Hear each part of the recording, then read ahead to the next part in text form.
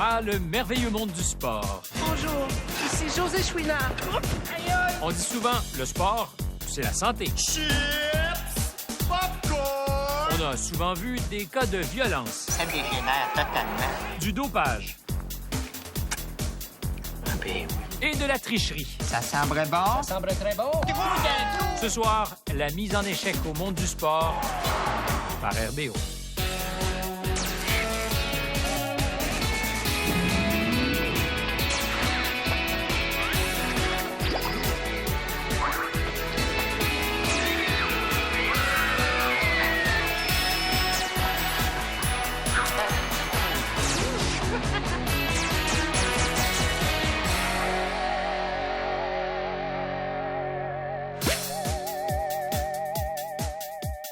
Rebonjour, messieurs.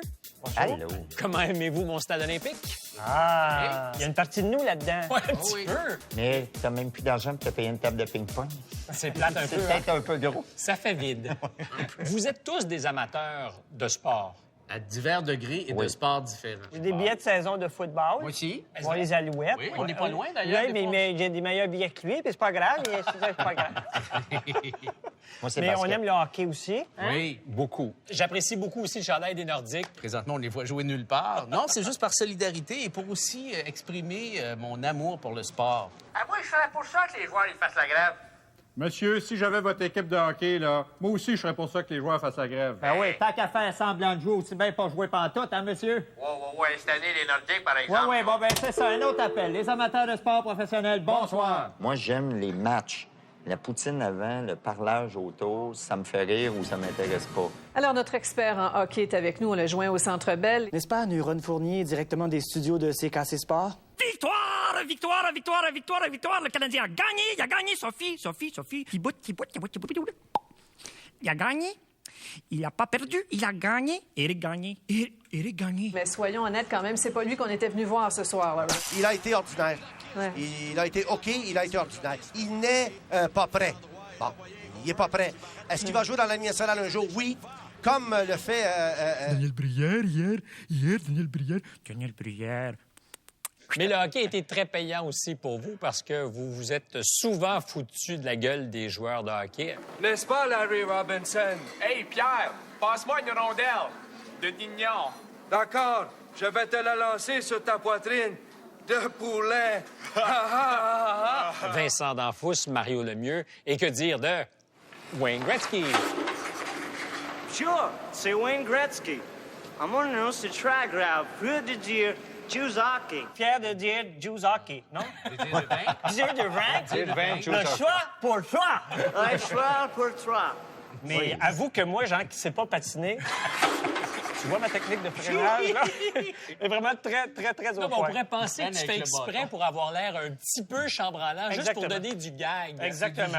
Oui. C'est du jeu de cheville faible. C'est Rock Grassidor. C'est tout là, Grassidor. Maurice Richard, on en parlait. Mais L'équipe des Russes s'en vient. L'équipe des Le sympathique Régent, 36. Plusieurs personnes me demandent qui est le meilleur joueur, Wayne Gretzky ou Régent Houle. C'est difficile à dire puisque les deux joueurs n'affectionnent pas le même style. On l'a fait, Régent Houle aussi. Oui. Oh! C'est moi le seul joueur à avoir engagé le combat avec la machine Zamboni ou à avoir bloqué un lancer avec mes oreilles. Moi, mon souvenir de Régent Houle, il était passé à appeler-moi Lise. Tu sais. Et Lise Payette lui avait fait chanter l'hymne du Canadien. Altelia, Altelia, Altelia, les Canadiens, les Canadiens. Altelia, Altelia, Altelia. Altelia, Altelia, Altelia. Il était bien fier. Ça résume le Mais personnage. Régent Houle est toujours fier. Mais ce sont des personnages payants que les joueurs de hockey à caricaturer. Vincent D'Anfous, par exemple. Bonjour, ici Vincent Champousse pour vous parler de Danfou. Vincent D'Anfous pour vous parler de shampoo. Quand je m'esprime devant l'éclat média de télévision et les millions de dollars qui me regardent, mes cheveux se doivent d'être impeignables, impeccables. T'as vu D'Anfous, tu l'as déjà rencontré, c'est quelqu'un qui s'exprime quand même assez bien, donc l'interprétation que j'en fais est un petit peu cruelle. Les testicules sur mes épaulettes, il n'y en est pas question. Non, Gilles. Mais Stéphane Richer, c'est plus que cruel. Il a vraiment pas l'air très allumé dans ce que vous faites avec lui. Allô? Ben, je dirais qu'à l'époque, il avait l'air de ça. Il l'était pas vraiment, mais il gagne à être connu. Vraiment, il est souriant. Il est super cool. Puis, mais quand il a commencé, là, c'était laborieux. Là. Il est certain que j'ai connu des périodes léthargiques qui s'expliquent uniquement par une carence de mon système cérébromoteur. À partir du moment où un joueur de hockey, que ce soit Stéphane Richer ou Patrick Roy, qui dit que sa nutrition, c'est d'aller manger au McDonald's puis qui est fier, là, tu dis, OK, on part de loin, là. Définitivement, dans l'année têteux, l'année passée, je parlais souvent sans réfléchir. J'ai eu des comportements épais, disons, mais depuis que ça se va, on a une conversation, ça va beaucoup mieux du point de vue de la meuteté. Et tu sembles aussi beaucoup plus détendu avec les journalistes. C'est certain qu'après 2 saisons, je connais beaucoup mieux les questions. Mais vous riez aussi beaucoup de la complaisance des journalistes sportifs, particulièrement le personnage de Jean Pagé. Alors, merci, messieurs. Comme vous le voyez, nous sommes installés dans le hall d'entrée du Forum de Montréal. Il y a une excellente nouvelle pour le hockey en général, pour la Ligue nationale. C'est le retour au jeu du Grand 66 des Pingouins de Pittsburgh. Oh! Mario le mieux! Mario le mieux! Mario! Effectivement, Jean. Eh bien, oui, Jean. Non, mais c'est extraordinaire comme tandem. Jean Pagé voulait manifester son enthousiasme. Peut-être qu'il aurait dû la doser un peu. Il était un petit peu trop fan. Mario, ne me quitte pas! Je sais pas comment t'as fait pour entrer dans ce costume-là, parce que ça te moulait vraiment. Moi, je sais pas comment j'ai fait pour en sortir. Quand les sportifs veulent plus d'argent, ils font la grève. Quand le monde ordinaire veut plus d'argent, ils travaillent plus. Pensez-y. Richard? Oui. Vous êtes de bons consommateurs de sport? Ben, on est tous passionnés. Je te dirais à peu près tous les sports. On a des connaissances générales, on n'est pas des experts, mais on aime ça. Football, hockey, tennis, golf, tant qu'on joue pas. Tant qu'on n'en fait pas, on s'y connaît. Ballon, il est où? Il n'y en a pas de ballon. Ah ouais, balaye! Mais c'est très clair que vous avez beaucoup d'amour pour le sport aussi dans les sketchs de RBO. En tout cas, le hockey était une bonne cible, souvent. Je ne parle pas encore du mini-pot, parce que c'est un classique. Ben écoute, je pense que le mini-pot, ça a été le premier sketch tourné dans l'histoire de RBO pour la télé. Je pense que c'était le premier jour du premier tournage. On a commencé par mini-pot. Eh bien, bonjour amateurs de mini-golf et bienvenue au 16e de finale de la Ligue Montréal-Métro-Richelieu, section Saint-Léonard, directement du mini-golf Boulevard. Ben écoute, juste la description du vrai, c'était déjà hilarant. C'était dur à battre et à côté. Là. On faisait de Carl Carmoni, une superstar au Québec, puis la description, c'était hystérique, alors qu'il y avait peut-être 25-30 spectateurs. Toute sa petite famille ici qui est là, qui l'accueille et qui manifeste son plaisir. Sur la montée...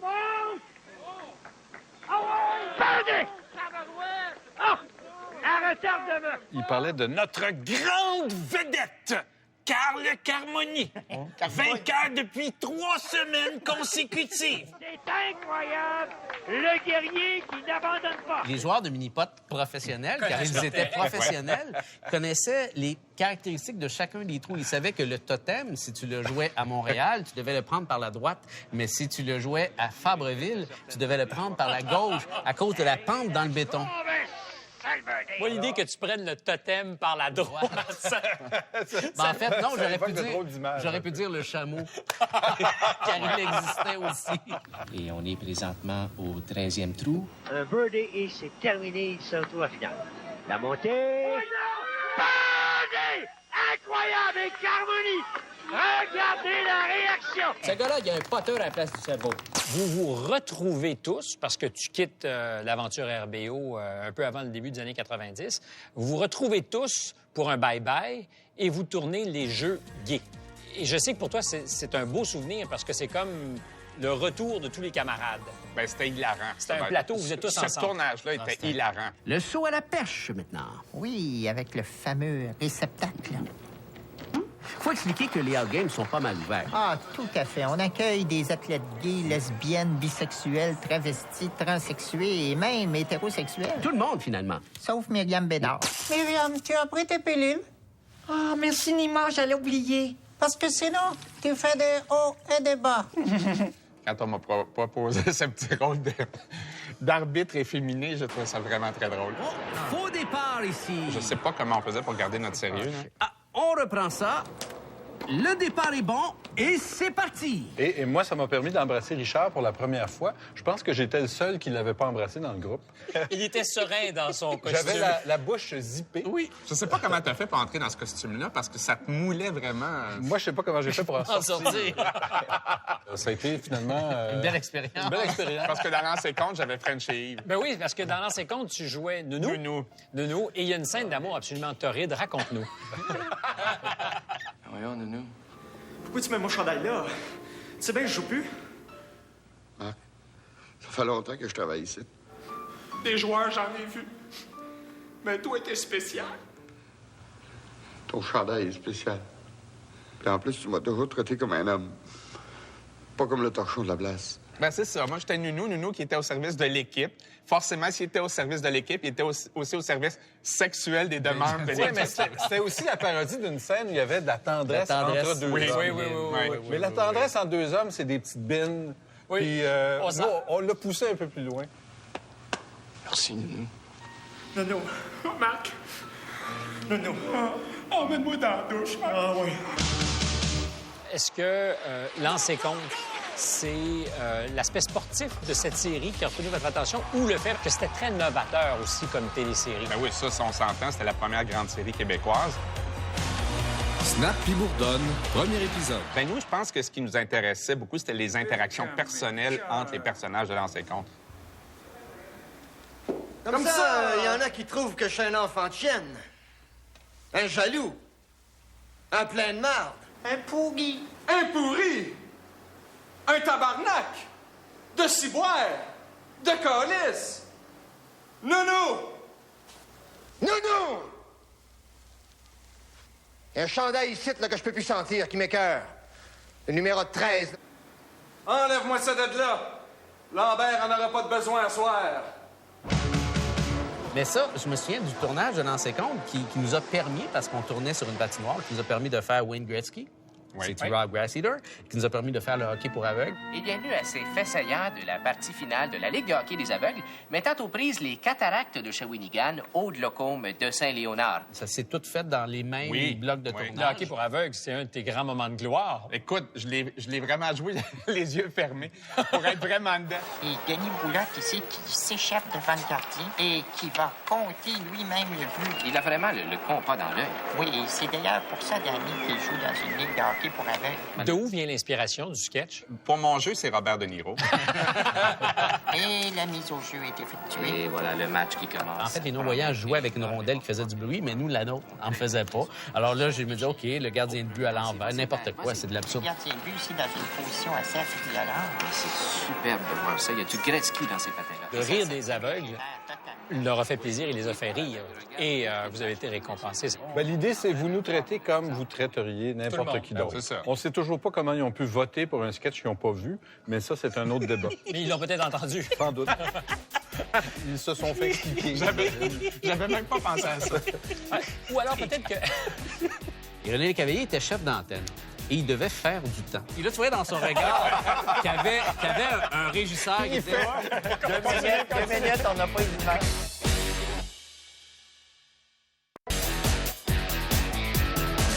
Papa, je veux jouer pour le Canadien. Tu m'annoncerais que t'es gay, que ça me ferait moins de peine. Je suis gay. Pas de problème, mon gars. Mais jure-moi que tu joueras jamais pour le Canadien. Jury sucé. C'est vrai qu'en même temps, du point de vue des humoristes, le sport est très efficace parce que c'est universel. Tout le monde sait de quoi vous parlez. On est tous, à des degrés divers, de bons fans. Ils sont bons, les Canadiens. Ils ont un bon esprit d'équipe, une excellente cohésion. Cet enfant souffre de délusion, une terrible maladie qui consiste à fuir le monde réel. Ils sont tout simplement excellents. Il faut le débrancher. Encore aujourd'hui, tu sais, les codes d'écoute des parties du Canadien, dès qu'on se retrouve en série, ça pète quasiment le 2 millions. Tout le monde regarde ça. T'sais. Les codes sont connus par tout le monde. Je voudrais un trio Big Wack et pour Jazz qui sucerait. Non, c'est tout. Parce que nous autres non plus, on n'a pas de deuxième trio.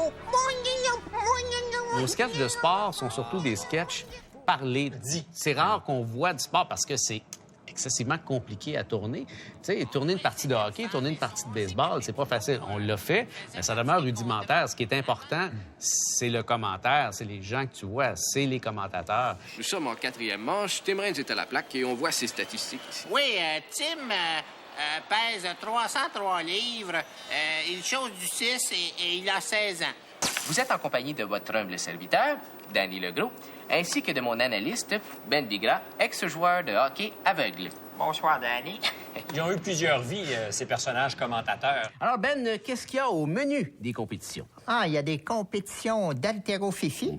En course, il y a le 100 mètres, le 100 mètres barbecue, ainsi que le 100 mètres raie. Les commentaires de base sont écrits, suscitent des scénettes, on tourne les scénettes. Une fois que Ça suscite des scénettes. Ça suscite des scénettes. C'est les jeux gays. Oui, voilà. Ça suscite des scénettes. Une fois que les scénettes sont suscitées, là, Guy et moi, on s'installait devant l'écran, il fallait commenter, mais notre texte, c'était pas assez. Il fallait improviser à partir du texte. Et souvent, les meilleurs gags, c'est de là qu'ils venaient, hein. C'est de l'improvisation. C'est notre jazz d'humoriste à nous. 6 pieds sans livre, ça, c'était pas écrit. Un athlète 6 pieds sans livre. Il y avait un commentaire sur l'interprète, je pense. Il frappe la balle. Ah, il frappe le petit nez. C'est pas un bel exemple pour notre jeunesse, ça, Non, madame. monsieur. Eh bien, écoute, un petit résumé de la partie en 2 mots. En 2 mots, je dirais épouse et toufflant. Merci, mon Ben. Eh bien, directement du Club Champignon, nous vous disons à la prochaine! Des liens à faire entre ton personnage de commentateur et René Le Cavalier, parce que c'est un personnage inspiré qui a certainement marqué la mémoire de tout le monde, le René Le Cavalier. Mais si tu t'arrêtes à penser que le talent chez les Canadiens n'est quand même pas là en abondance et que quelques-uns des meilleurs éléments sont parmi les plus légers... Ben, à mon avis, on manque un vétéran de la trempe de Guy Lafleur, de Maurice Richard ou d'Howie Morenz. René, il est mort, Howie Morenz? Même mort, il est meilleur que Mac McPhee. Moi, je me souviens de la genèse de ce personnage-là. C'était pendant les Jeux de Los Angeles. Et on regarde, à la place de répéter et d'écrire, on regardait les Jeux, évidemment. Et René Le Cavalier était chef d'antenne. Et il devait faire du temps. Et c'est là que le René Le Cavalier, qui répète 3 fois la même chose, qui utilise des adverbes, qui fait des le retour de la Chine, on a tellement parlé, Jean, au cours des derniers mois des absents. Mais le retour de la Chine, avec sa population de plus d'un milliard, c'est quoi le quart de la population globale? Et là, tu voyais dans son regard qu'il y avait un régisseur qui était... on n'a pas les images. Et c'était comme ça, puis on s'est mis... je me suis mis à niaiser, puis on s'est mis à... En fait, c'est un personnage qu'on a construit en groupe. Et justement, c'est ça le tour de force. Moi, auparavant, on s'émerveillait devant ce qu'on voyait. Geneviève, faut que je te parle. Geneviève Janson. Écoutez, j'ai jamais rien pris de ma vie. J'ai jamais pris de drogue de ma vie. Je n'ai jamais pris de drogue. Une petite piqûre, 2 petites piqûres, encore une shot de PO. Ça te permet, je te le jure, de monter encore plus haut. Donc, je dirais, je pense que la motivation, c'était de parodier Mika, qui avait été une chanson très populaire cette année-là. Puis le thème de Geneviève Janson s'y est bien prêté. J'en reviens tout simplement pas que je sois pris dans cette tempête-là. Que tous les autres cyclistes sont dans le même bateau. Elle est devenue le dommage collatéral de la Moi, parodie. je me souviens que tout le long de l'enregistrement, je me disais, mais j'y ressemble pas. Ça n'a pas d'allure. Ben, disons que dans les dernières années, quand on faisait des filles, là, on était tous grotesques. M'excuse.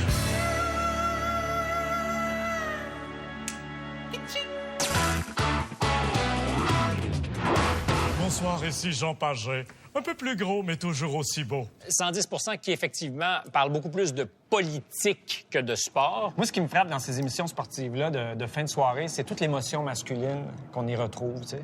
L'indignation, la colère, tu sais, le sens de l'analyse. Puis des fois, j'aimerais ça qu'il s'applique à la vie politique. C'est tout un gabarit, c'est pas comme Charest. Ouais, Charest, c'est plus un joueur, Charest. C'est une mascotte, des badaboubs, Charest. C'était que là, Wow! Charest, là, il a connu des bonnes saisons, mais nul n'est trop fait dans son pays. Puis là, cette année, il s'est fait enculer au pied du but. Je suis d'accord. Ça a été apprécié d'une grande façon par tous les amateurs de hockey, pas seulement des Nordiques de Québec, mais de toute la province, finalement. Il fallait que j'imite Jean Perron, alors je me commande une cassette et je tombe sur une émission très random, là. Et là, d'un coup, je vois Jean Perron qui fait « Michel, Mais crinqué comme ça. Je comprends pas encore pourquoi Brisebois est venu se mettre le nez dans l'enfer du mal. Là, j'ai dit, OK, lui, là, il y a des complots, des histoires, il est dans son monde, puis il va crier. Fait que je me pompais. Sont en reconstruction! C'est devenu une légende à cause des expressions qui déformaient. Les péronismes. Les péronismes. Puis Guy s'est amusé à changer, à faire une nouvelle expression à chaque prise. Pauline Marois Ouais. a commencé au bord de l'échelle. C'était très difficile de se concentrer sur ce Gérant sketch-là. d'Espagne, là, quand t'as sorti Gérant d'Espagne. Je veux pas faire mon gérant d'Espagne, là, mais je regarde Mario aller, là, il brûle la chandelle par les 3 trous, puis je mettrais ma mère au feu. Moi, je faisais genre par qui riait. Je pense que le personnage riait. J'étais comme... Recommence ta réplique. Les gars! Le gérant d'Espagne. Mais c'est aussi la preuve que par-delà les commentateurs, les journalistes sont aussi colorés que ne le sont les showman. Le premier trio a connu une performance, somme toute, erratique. Erratique, pas dans mes goûts à moi, Alain, mais je respecte tes choix. Touche-moi pas, par contre. Messieurs, merci beaucoup. Bienvenue. Beaucoup.